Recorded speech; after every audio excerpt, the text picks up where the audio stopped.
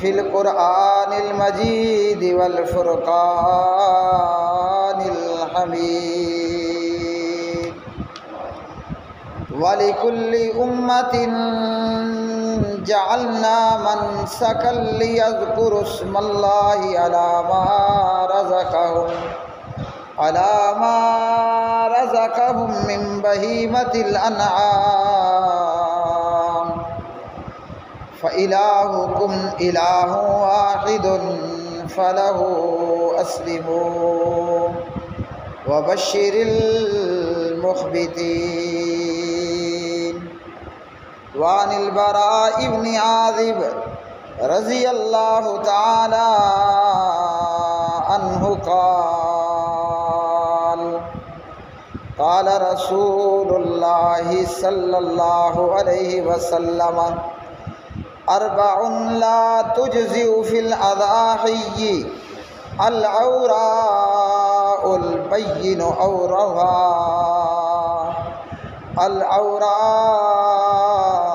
البین عورها والمریضة البین مرضها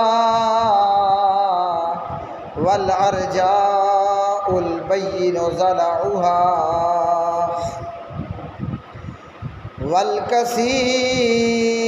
التي لا تنکی وعن علی رضی اللہ تعالی عنہ قال نہى رسول اللہ صلی اللہ علیہ وسلم ان یضحى بمقابلة او مدابرة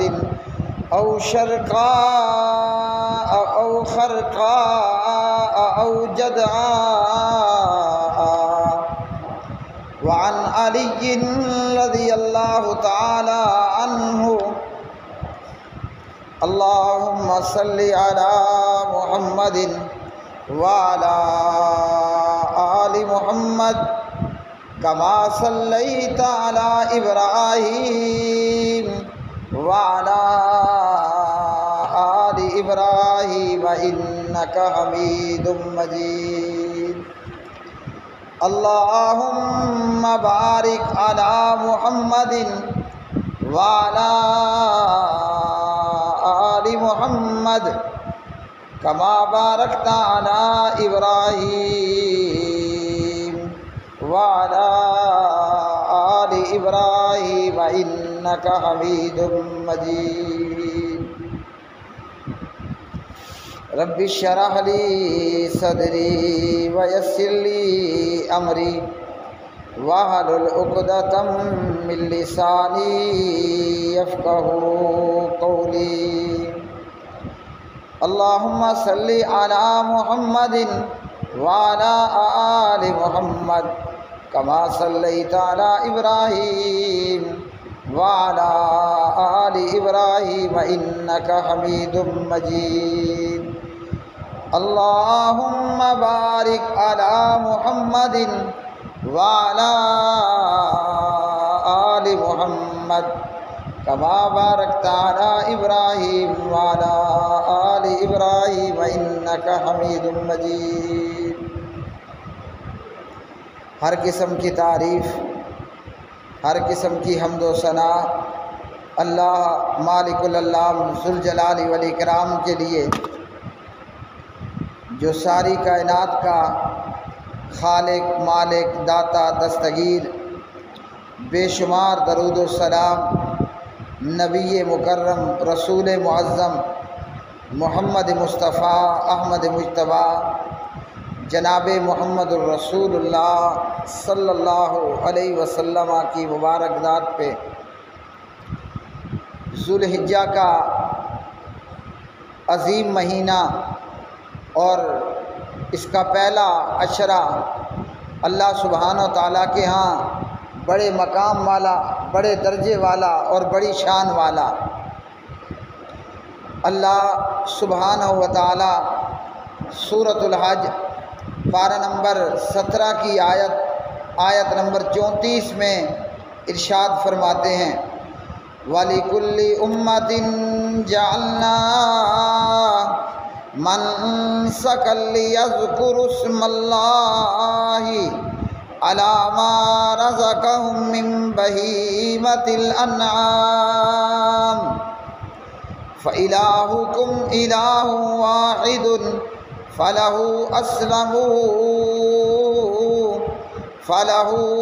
اسلموا وبشر المخبتین۔ فرمایا اللہ سبحانہ و تعالیٰ نے ہر امت کے لیے ہم نے مقرر کی قربانی تاکہ وہ یاد کریں، یعنی بوقت ذبح یاد کریں اللہ کا نام ان پر جو اللہ نے انہیں دیے ہیں چوپائیوں مویشیوں میں سے، چنانچہ تمہارا معبود ایک ہی معبود ہے، سو اسی کے لیے تم مطیع ہو جاؤ اور خوشخبری سنا دیجئے عاجزی کرنے والوں کو۔ یہ آیت مبارکہ، اس آیت مبارکہ میں اللہ سبحانہ و تعالیٰ نے فرمایا کہ ہم نے ہر امت کے لیے مقرر کی ہے قربانی۔ مختلف امتوں کے اندر جناب حضرت آدم نبی اللہ علیہ السلام سے لے کر حضرت عیسیٰ روح اللہ علیہ السلام تک قربانی کا طریقہ ہر امت کے اندر مختلف رہا۔ پیارے نبی جناب حضور حضرت محمد الرسول اللہ صلی اللہ علیہ وسلم کی امت میں اور آپ علیہ السلام کی شریعت کے اندر قربانی کا یہ طریقہ رہا کہ ہر صاحب استطاعت مسلمان عید البقر میں عید قربان پر اللہ کی راہ میں جانور کو ذبح کرے گا، خون بہائے گا۔ اور اسی طرح حج کے موقع پر جب حاجی حج تمتع کر رہا ہے یا حاجی حج قران کر رہا ہے تو حج میں واجبات حج میں سے اللہ کی راہ میں قربانی کرنا، خون بہانا اور جانور کا ذبح کرنا۔ پیارے نبی صلی اللہ علیہ وسلم صحیح بخاری میں فرماتے ہیں کہ آج کے دن یعنی عید البقر کے دن ہماری سب سے پہلی جو عبادت ہوگی وہ نماز کا پڑھنا ہوگا۔ نماز ادا کریں گے اور نماز کے بعد پیارے نبی علیہ السلام نے فرمایا پھر نہر کرنا ہوگا، اونٹوں کا قربان کرنا ہوگا، جانوروں کا اللہ کی راہ میں قربان کر کے خون بہانا ہوگا۔ پیارے نبی جناب محمد الرسول اللہ صلی اللہ علیہ وسلم ہر سال ہی عید البقر کے موقع پر، عید الاضحیٰ پر آپ صلی اللہ علیہ وسلم جانور ذبح کرتے اور خون بہاتے، جبکہ پیارے نبی صلی اللہ علیہ وسلم نے اپنی پوری زندگی کے اندر صرف ایک مرتبہ حج کیا اور پیارے نبی علیہ السلام نے اپنی زندگی کے اندر 4 مرتبہ عمرہ فرمایا۔ آپ حضور صلی اللہ علیہ وسلم عید البقر میں قربانی کے موقع پر ہر سال جانور ذبح کرتے اور پیارے نبی علیہ السلام اپنی ازواج مطہرات کی طرف سے بھی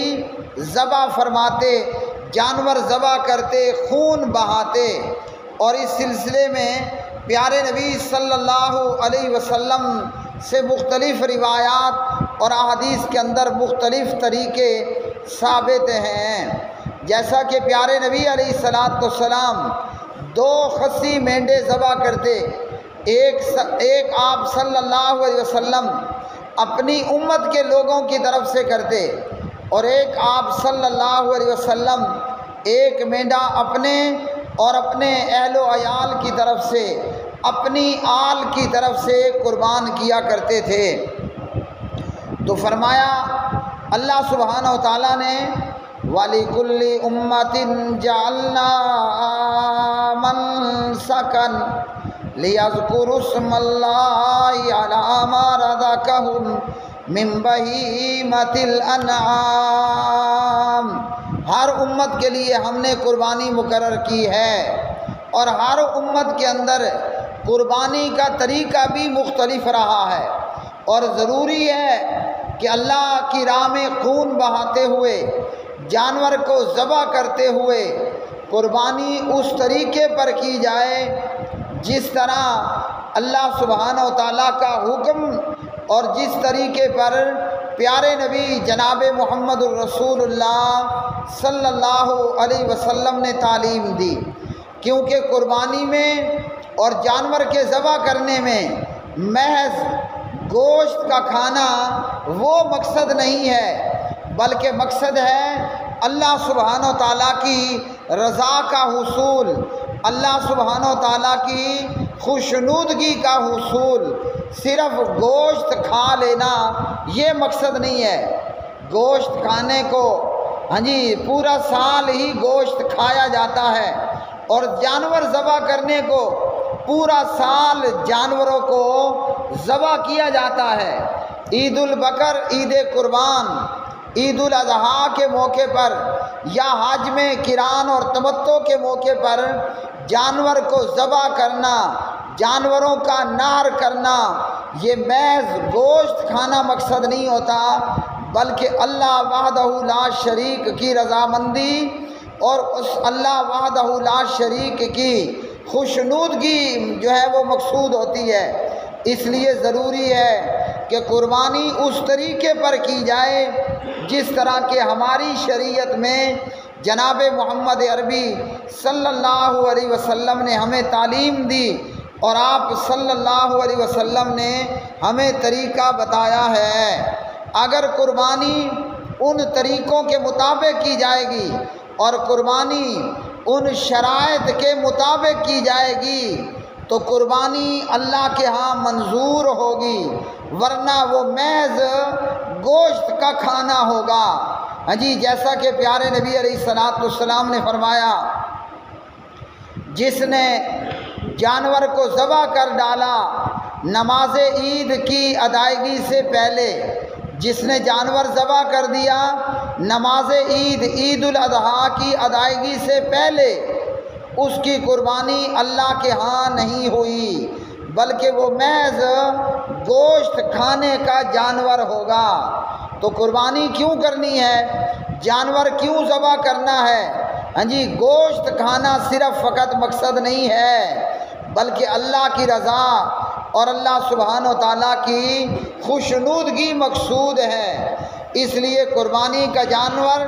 اس میں وہ شرائط کا ہونا ضروری ہے جو جناب محمد عربی صلی اللہ علیہ وسلم نے ہمیں بتائی ہیں۔ اسی طرح قربانی کا جانور ان نقص، ان نقائص، ان خرابیوں سے پاک اور صاف ہونا ضروری ہے جن کا اہتمام کرنے کا شریعت نے، محمد عربی صلی اللہ علیہ وسلم نے ہمیں حکم دیا ہے۔ صحیح مسلم کی حدیث اور اسی طرح سنن ابی داود اور ابن ماجہ وغیرہ میں یہ روایت جناب حضرت جابر رضی اللہ تعالی عنہ اس حدیث کے راوی ہیں۔ پیارے نبی علیہ الصلوۃ والسلام نے فرمایا، لا تذبحوا الا مسنۃ، قربانی کے اندر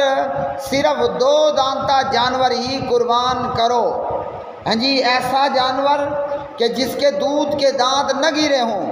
اور گھاس کے دانت نہ نکلے ہوں، جو کھیرا جانور ہوگا۔ فرمایا پیارے نبی علیہ الصلوۃ والسلام نے، لا تذبحوا الا مسنۃ، جانور کو عید قربان میں وہ جانور ذبح کرنا ہے کہ جو مسنہ ہو، 2 دانتہ ہو، پیدائشی اور دودھ کے دانت گر چکے اور بعد کے 2 دانت نکل چکے۔ الا ان یعثر علیکم، اگر تمہارے اوپر تنگی ہو، مشکل ہو جائے، فتذبحوا جزعۃ من الضان، پھر بھیڑ کا جزع ذبح کر دو۔ تنگی کس بات کی؟ کہ آدمی کے پاس پیسے بھی ہیں لیکن مارکیٹ میں اسے 2 دانتہ جانور نہیں مل رہا، تلاش کرنے کے باوجود اسے 2 دانتہ جانور نہیں ملتا، دندہ جانور نہیں مل رہا، تو اب مجبوری ہے کہ وہ بھیڑ کا جزع قربان کر سکتا ہے۔ جزع کا مطلب ہے بھیڑ کا وہ بچہ جس کی 1 سال عمر ہو چکی ہو، یہ ہرگز نہیں ہے کہ جیسے کہا جاتا ہے کہ وہ ہو 6 ماہ کا اور دکھے سال کا، نہ، بلکہ وہ حقیقتاً جو ہے وہ 1 سال کا ہونا، پورے 1 سال کا ہونا ضروری ہے۔ اسی طرح قربانی کے جانور میں پیارے نبی علیہ السلام نے فرمایا کہ وہ جانور 4 قسم کے عیبوں سے پاک ہونا ضروری ہے۔ حضرت براء بن عازب رضی اللہ تعالیٰ عنہ راوی ہیں، حضرت براء بن عازب رضی اللہ تعالیٰ عنہ راوی ہیں، سنن ابن ماجہ حدیث نمبر 3144۔ پیارے نبی علیہ السلام نے فرمایا 4 لا تجزئ فی الاضاحی، فرمایا قربانی میں 4 قسم کے جانور نہیں چلیں گے۔ ایسا جانور جس کے اندر ان 4 قسموں میں سے کوئی ایک نقص، ایک خرابی ہوئی، وہ جانور قربانی میں ذبح نہیں ہوگا۔ مطلب اگر اس جانور کے اندر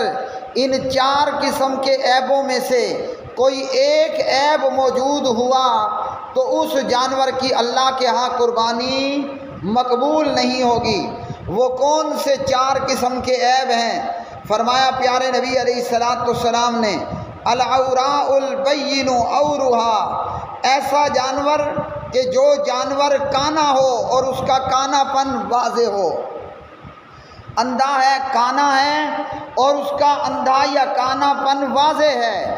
ایسا جانور قربانی میں قربان نہیں ہوگا۔ مطلب ذبح کرو گے گوشت تو ہو جائے گا لیکن ثواب نہیں حاصل ہوگا۔ اور فرمایا والمریضۃ البین مرضها، اور ایسا بیمار کہ جس کی بیماری واضح ہو، ایسا جانور جو مریض ہے، مریل ہے، بیمار جانور ہے، جس کی بیماری واضح ہے، اللہ سبحانہ و تعالیٰ کے ہاں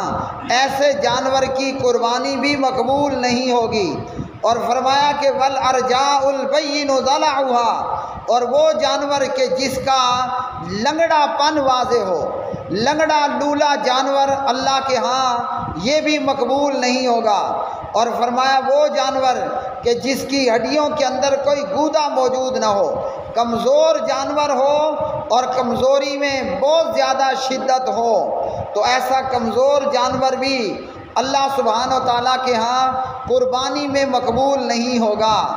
اسی طرح سنن ابن ماجہ ابواب الاضاحی میں حدیث نمبر 3142،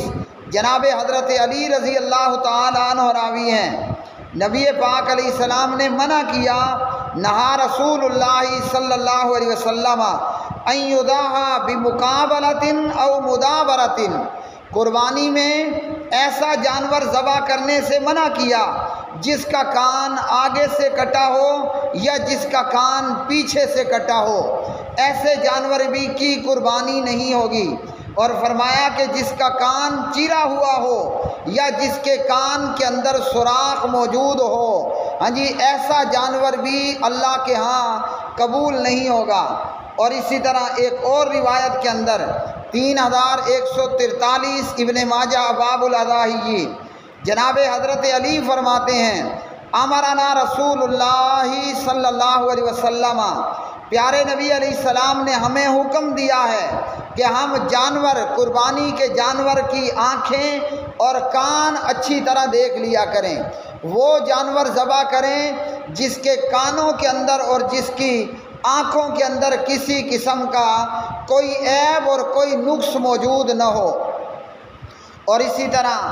جناب حضرت علی رضی اللہ تعالیٰ عنہ راوی ہیں، سنن ابی داؤد کتاب الضحایا میں حدیث نمبر 2805، حضرت علی فرماتے ہیں ان النبی صلی اللہ علیہ وسلم نہا ان یضاحی بعضباء الاذن والقرن، نبی پاک علیہ السلام نے قربانی میں ایسا جانور ذبح کرنے سے منع کیا کہ جس کا سینگ جڑ سے کٹ گیا ہو یا جس کا سینگ جڑ سے ٹوٹ گیا ہو یا جس کا کان جو ہے وہ جڑ سے کٹ گیا ہو۔ فرمایا نہا ان یضاحی بعضباء الاذن والقرن، جس کا کان یا جس کا سینگ جڑ سے کٹ گیا ہو یا ٹوٹ گیا ہو، تو ایسے جانور کی قربانی بھی اللہ سبحانہ و تعالیٰ کے ہاں مقبول نہیں ہوگی۔ اب یہاں پیارے نبی علیہ السلام نے ہمیں بتا دیا کہ لنگڑے لولے جانور کی قربانی بھی نہیں ہوگی، ہاں جی، کانا اندھا جانور اس کی قربانی بھی نہیں ہوگی، بیمار اور مریل اور انتہائی کمزور جانور اس کی بھی قربانی نہیں ہوگی۔ اور اسی طرح جس جانور کا کان چیرا ہوا ہو یا جس جانور کا سینگ ٹوٹا ہوا ہو یا کٹ گیا ہو، کاٹا گیا ہو، ایسے جانور کی قربانی بھی درست نہیں ہوگی۔ حضرت علی رضی اللہ تعالی عنہ کی روایات میں مقابلہ اور مدابرہ، ہاں جی، اور اسی طرح روایت باصباء الاذن والقرن، ان دو روایتوں سے ہمیں یہ معلوم ہوا اگر جانور کا کان یا جانور کا سینگ آدھے سے زیادہ کٹ چکا ہے اور آدھے سے زیادہ چیر چکا ہے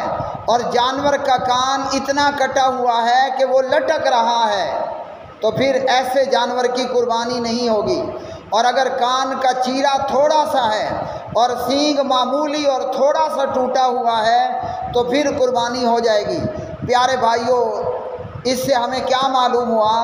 کہ قربانی میں گوشت کھانا مقصد نہیں ہوتا، اللہ سبحانہ و تعالیٰ کی رضا مقصود ہوتی ہے۔ تو جن جانوروں کے اندر یہ عیب ہوں گے وہ جانور قربانی میں مقبول نہیں ہوں گے۔ اور اگر قربانی کرتے ہوئے ہماری نیت خراب ہوئی تو کیا قربانی ہوگی؟ قربانی کرتے ہوئے اگر مال حرام کا ہوا تو کیا اللہ قربانی قبول کرے گا؟ قربانی کرنے والا اگر مشرک ہوا اللہ قربانی قبول کرے گا؟ قربانی کرنے والا اگر بے نمازی ہوا تو کیا اللہ قربانی قبول کرے گا؟ جواب ہے کہ ہرگز نہیں ہوگا۔ جب جانور میں عیب ہو اور نقص ہو اللہ قربانی قبول نہیں کرتا،